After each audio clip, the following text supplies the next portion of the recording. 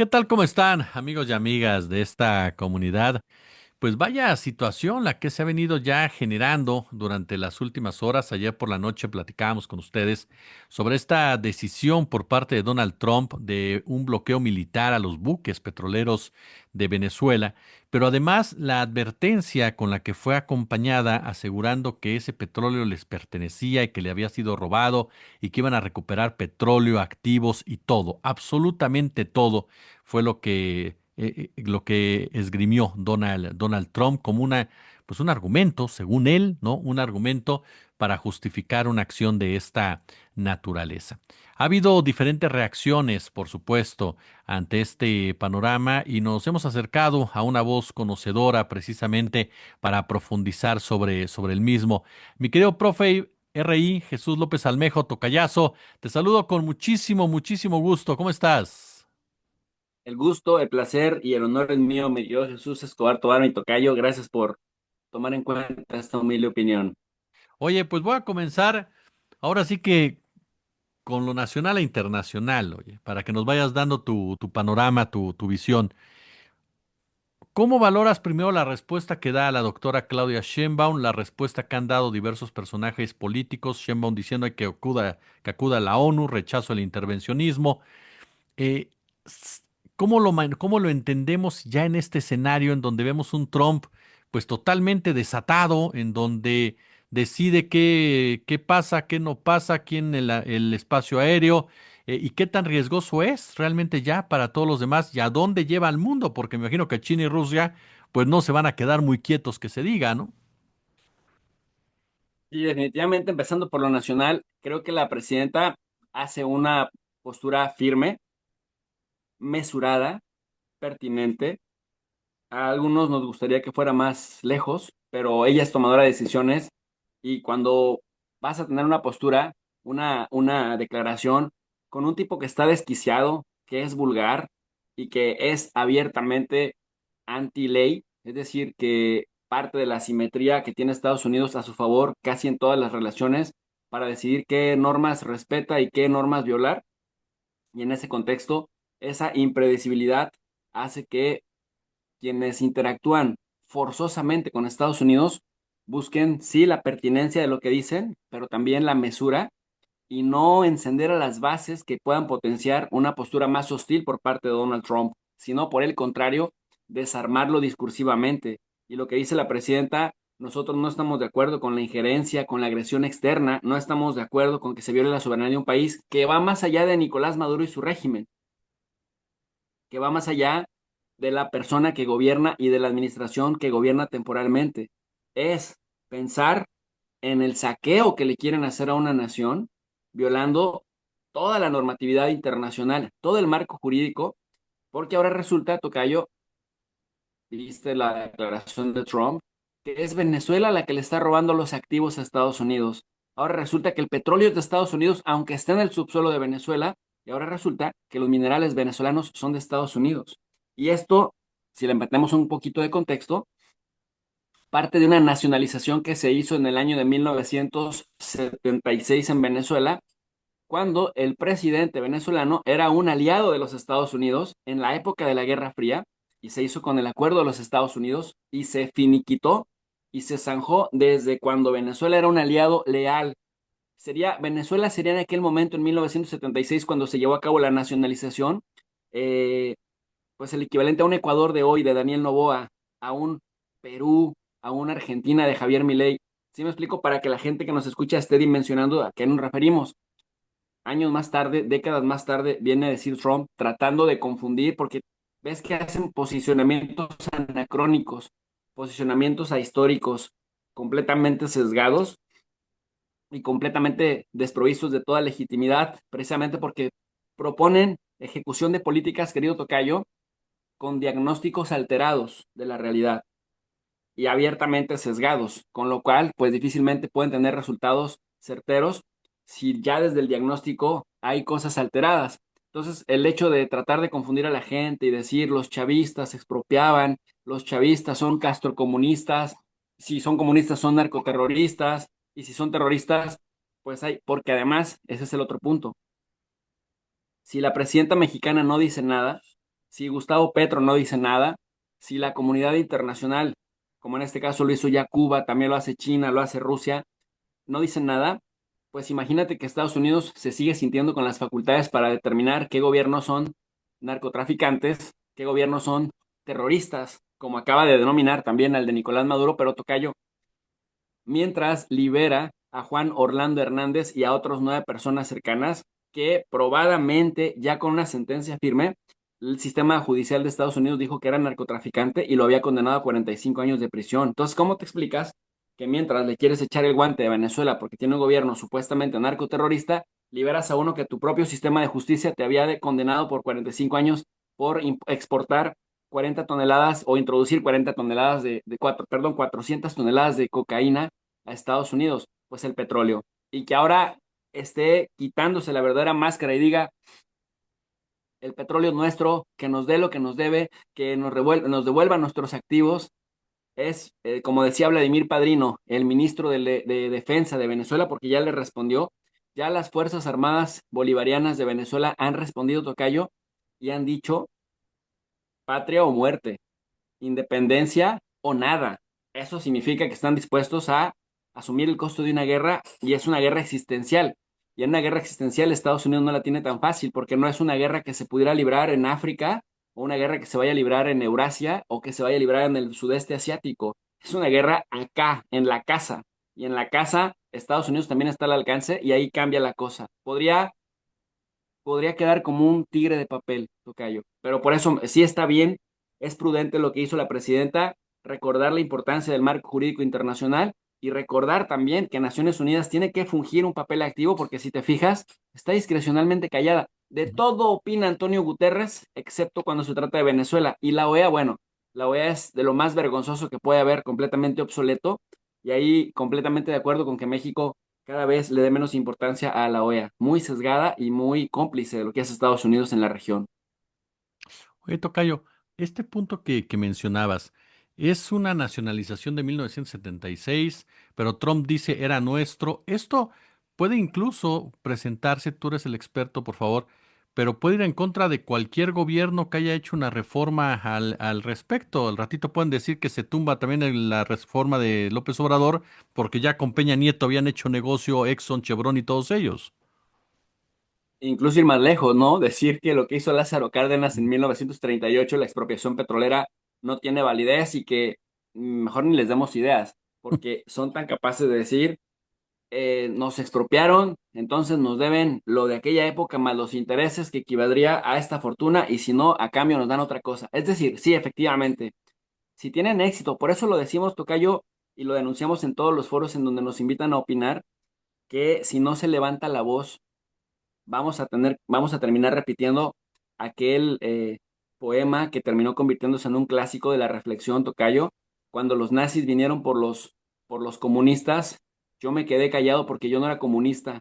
Cuando vinieron por los sindicalistas, yo no dije nada porque yo no era sindicalista. Cuando vinieron por los socialdemócratas, yo no dije nada porque yo no era socialdemócrata. Y después, cuando vinieron por mí, ya no había nadie que dijera nada porque ya se los habían llevado a todos. Y esto ya lo vimos recientemente en Israel cuando se quedaron callados con el genocidio, cuando los países árabes se quedaron petrificados por la agresión de lo que hacía Israel en la Franja de Gaza, había quienes decíamos, si Irán o Hezbollah no responden así a tiempo, de forma coordinada, se los van a echar a todos. Dijeron, no, no, no, al contrario, no queremos desatar más la furia de Israel. Y mira, cómo le pegaron al Hezbollah, cómo lo desarticularon, cómo intentaron desarticular a Irán, y después los bombazos en Siria, los bombazos en Qatar, los bombazos en Yemen, y algo de esto que tuvo éxito en el Medio Oriente con Israel, están tratando de replicar. Entonces, el que se guarde silencio puede hacer que Estados Unidos tenga éxito parcial en Venezuela, y si tienen éxito parcial en Venezuela, es algo que pueden estar replicando en toda la región en un momento delicado. Además, parece que ya nos salimos de lo nacional, pero si nos vamos a lo regional, en un momento, tocayo, en el cual Estados Unidos tiene gobiernos favorables, lacayos, porque tú y yo cuando hemos hecho análisis en otras colaboraciones, hemos visto dos características que tienen los gobiernos de derecha en América Latina. Suelen ser amantes del Estado policial y de los recortes a las políticas sociales, pero amantes del Estado policial al interior, es decir, súper represores y persecutores de los opositores, pero súper arrodillados a Estados Unidos. Se comportan como gobiernos lacayos. Y entonces tenemos ahora el no gobierno de Perú, el desgobierno de Perú, un tipo fujimorista que apenas si cuenta con 6,000 votos para entrar como plurinominal al Parlamento peruano y que está ahí como presidente porque era presidente del Parlamento cuando tumbaron a Dina Boluarte. Está Daniel Noboa, que se robó las elecciones en Ecuador. Quieren robarse las elecciones con el Tito Asfura, el papi a la orden de Honduras, de forma grosera, además descarada y grotesca con el intervencionismo y la injerencia de Trump. Tienes a un Javier Milei que te dice mucho de lo que es la derecha al estilo Trump en Sudamérica. Ya tuvimos a un Jair Bolsonaro, pero ahora está Santiago Peña en Paraguay. Tienes también en Chile, tocayo, José Antonio Cast, hijo de un nazi, que en 1945 era parte de la Wehrmacht y que huyó a Sudamérica y que además terminó refugiándose en Chile y siendo un activo impulsor de Pinochet. A estos que tanto les encanta hablar de la democracia y de derribar a las narcodictaduras, bueno, pues era aliado de Pinochet y este mismo José Antonio Cast, siendo joven, hay un montón de evidencia hemerográfica de que era promotor de la campaña por el sí al continuismo de Pinochet. Entonces, que ahora sean estos los que abiertamente promulgan dictaduras y que son amantes de las injerencias, los que te digan que quieren tumbar a Maduro porque no hay libertad en Venezuela, bueno, te habla de la franca hipocresía. Hoy, José Antonio Cast abiertamente acaba de decir que si Trump hace una intervención militar, cuenta con el apoyo de Chile. Noboa en Ecuador acaba de decir también que están fortaleciendo la relación bilateral en términos militares para que Estados Unidos apoye en la vigilancia del espacio aéreo ecuatoriano.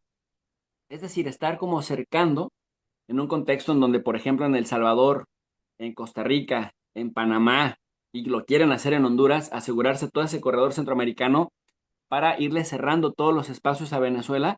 Y bueno, pues, ¿qué te parece lo que ha estado sucediendo con Luis Abinader de la República Dominicana, que también le ha concedido autorización al gobierno de Estados Unidos, a la Fuerza Aérea de Estados Unidos, para utilizar sus aeropuertos, que se supone que son aeropuertos exclusivos de uso particular del eje, de las Fuerzas Armadas dominicanas, y en el caso de Trinidad y Tobago y de Granada, bueno, pues ni qué decir, Curazao, es decir, es Estados Unidos quien está acercando y Trump lo dice muy bien en su mensaje, como nunca en la historia se había acercado a un país en Sudamérica, pues ahora lo estamos haciendo con Venezuela y si se quedan callados los que tienen posibilidad de hablar, pues es observar que si el experimento funciona ahí, ahora que las fuerzas de derecha, que la reacción internacional está tomando otra vez el poder en los diferentes países, me parece que esto se puede agravar cuando al día siguiente o el año siguiente o en el proceso siguiente atenten contra otro país, tocayo. Oye, en ese marco, comienzan a aislar a los países o los gobiernos de izquierda, como ya en parte lo decías, cercarlos a través de una intervención en las elecciones. Lo vimos en Honduras, lo vimos en Argentina.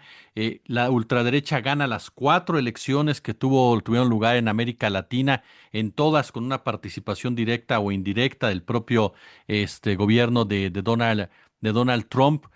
¿Tú lo ves como algo fortuito o como parte precisamente también de una estrategia para aislar lo que es Brasil, lo que es Colombia, lo que es México, el propio Venezuela, la propia Cuba, Nicaragua, que serían los gobiernos que más abiertamente se han opuesto a políticas intervencionistas, perdón, de Estados Unidos? Incluso no sé si agregaría también ya a Uruguay en ese escenario, pero qué tanto también es empezar como a aislar a estos gobiernos pensando, te lo pregunto a ti que eres el experto, pensando sobre todo en también la llegada de China a todo este región, oye. Pues mira, me parece que le das al clavo con esta pregunta reflexiva, tocayo, porque recientemente Estados Unidos publicó el colorario Trump de la doctrina Monroe.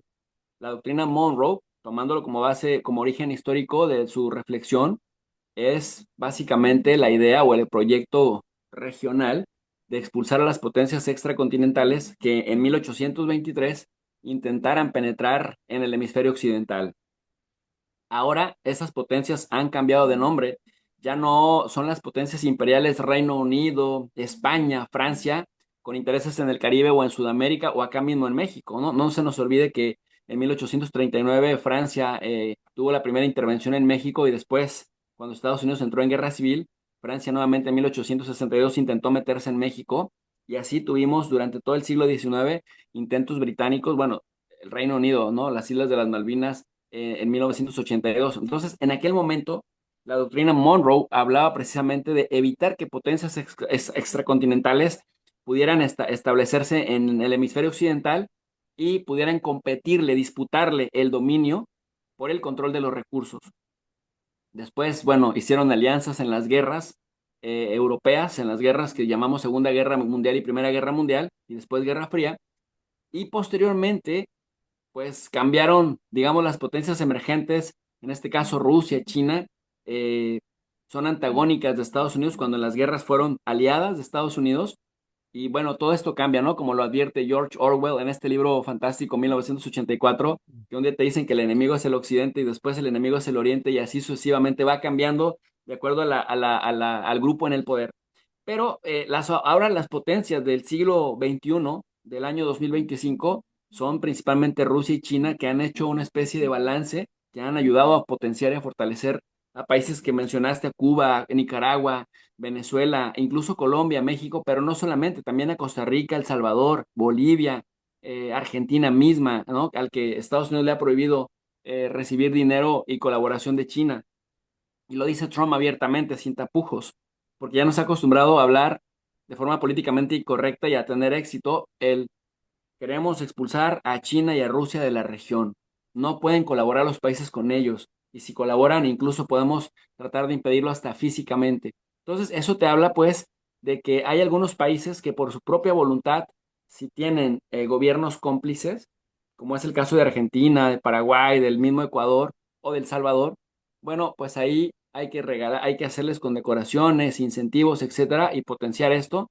Pero si son países como Brasil, Colombia, México, o en los casos más extremos, Cuba, Nicaragua y Venezuela, hay que amedrentarlos incluso con la eliminación física. Pero Tocayo, hablando de eliminación física, no es poca cosa lo que se le viene a las Américas, porque si Milei a la disidencia política les dice zurdos de mierda, eso significa que no quieres coexistir con ellos y que puede pasar del discurso a la eliminación física, no solamente de los opositores, sino también de la gente, periodistas, activistas, académicos que comulgan con estas ideas distintas a quien está en el gobierno del poder. Mira lo que está diciendo Trump desde que llegó a la Casa Blanca, inventando además de forma grosera y patética, porque es un insulto a la inteligencia, que diga que México, Venezuela, Colombia, el que se le ocurra, del mismo Nayib Bukele decía que hasta El Salvador habían vaciado todas sus prisiones de todos sus presos y se los habían puesto en aviones a Estados Unidos, como si fuera tan fácil entrar a Estados Unidos y como si fuera tan fácil meterle un avión a Estados Unidos con un montón de presos y bandidos y como si pudieran entrar así sin visa de, venga, pásale, está loquito, bienvenido. Es Mara Salvatrucha, pásele, aquí en Washington tiene su casa. O sea, es insolente, pero es hasta insultante a la inteligencia. Pero tiene una tiene una finalidad. El que el gringo ignorante promedio que forma parte de su base votante le crea.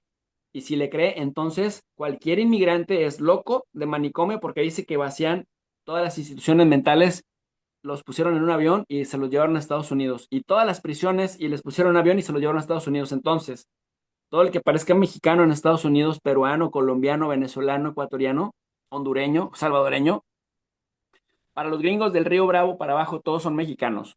Entonces, todos son beaners y todos son, si son pobres, son morenitos, si hablan español.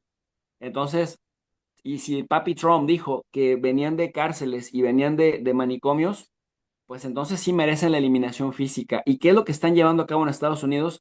Algo que es terriblemente grosero, enmascararse, los agentes del instituto, del ICE, enmascararse, ir en coches no oficiales, levantar, secuestrar gente, detenerlas y llevarlas, veto a saber dónde y veto a saber con qué suerte. Pero además se ha documentado, los mismos congresistas demócratas de Estados Unidos, sea por pura pantalla, sea por ganar votos políticos o lo que sea, pero han ido a documentar las violaciones a los derechos humanos sistemáticas y consistentes en los centros de retención de migración de Estados Unidos. Incluso en la primera administración Trump, hasta se hablaba de procesos de esterilización de Mm. inmigrantes indígenas. Entonces, no es solamente un discurso que digas, ay, yo no estoy de acuerdo y pues ya, que sea así. No, si eso mismo se replica en Argentina, mira lo que pasa en Bolivia, ¿no? Ya le fueron a echar el guante a Lucho Arce y le van a echar el guante a Evo Morales, o lo que vemos también en el Ecuador, la persecución política de todos los disidentes a los que les llaman correístas. Entonces, pues imagínate en México un Ricardo Salinas Pliego de pronto en 2036 siendo presidente de este país, alguien que no paga impuestos, que es súper agresivo con las mujeres, que discrimina a los pobres abiertamente, que hace apología de la burla, de la porofobia y que además demanda por millones a periodistas o a influencers que le critican. O sea, estamos hablando de un tema muy delicado que pudiera ser incluso existencial para la coexistencia pacífica en la región. Oye, finalmente, querido, ¿quién para a Trump?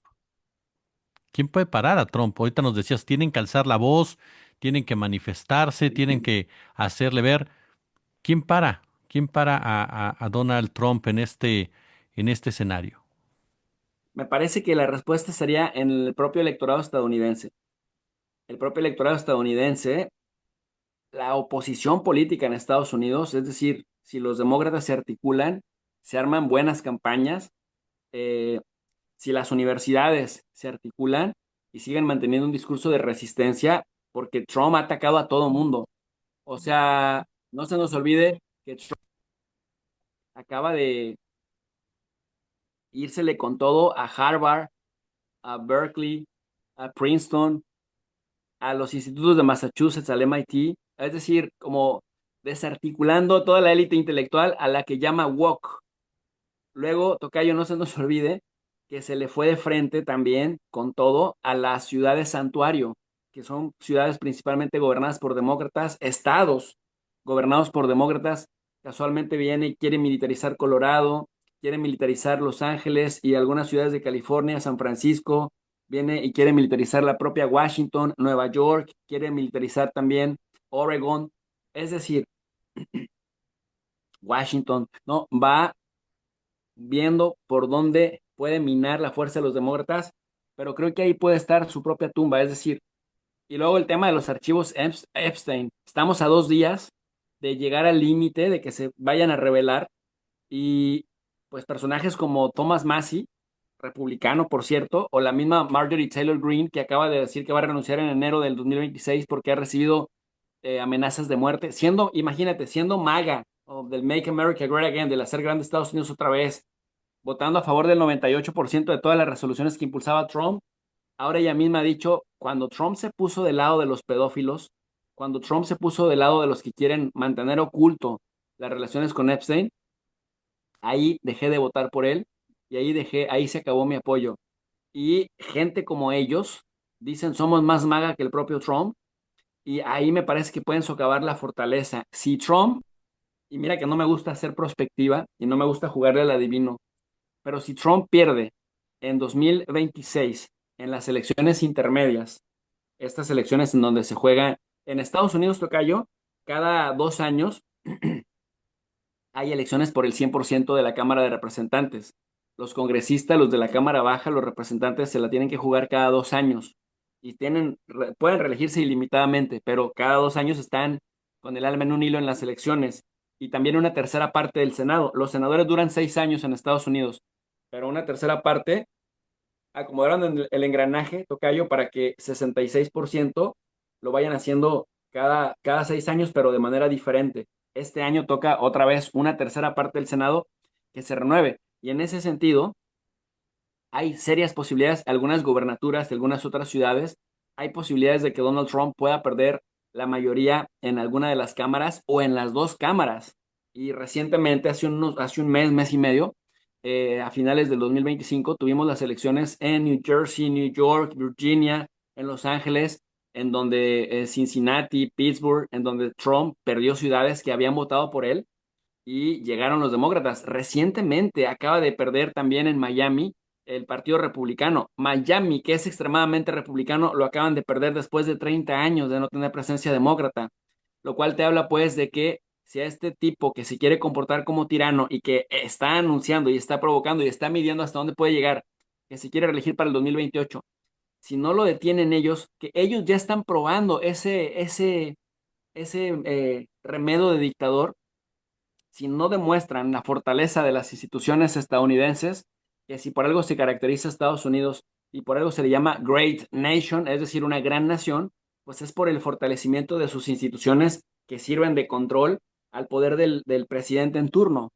Entonces, es ahora o nunca. Si no lo paran allá, difícilmente lo va a parar el mundo por la maquinaria tan fuerte que tiene Estados Unidos como nación. Pero si en 2026 Donald Trump pierde la mayoría, por lo menos en la Cámara de Representantes, creo yo que vamos a estar viendo una repetición de lo que vimos al final de su primer mandato, que van a intentar llevarlo a un juicio político porque, tocayo, así como viola el marco jurídico internacional, el tipo ha violado un montón de leyes y normas de Estados Unidos y no solamente él, ¿no? Pete Hegseth, el secretario de Guerra, y el mismo Marco Rubio y el mismo J.D. Vance podrían estar en esa misma boleta, ¿no? Pero por lo menos a Trump me parece que sí le van a intentar hacer juicios políticos.